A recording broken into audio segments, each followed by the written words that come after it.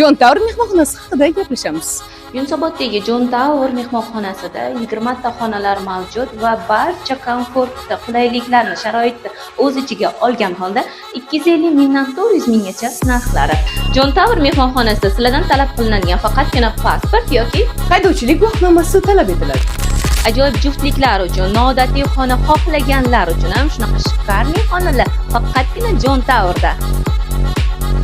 Juda nozik bo'lgan mehmonlarimiz uchun ham bizning mana bu xonamizning narxi 250 ming so'mdan 450 ming so'mgacha.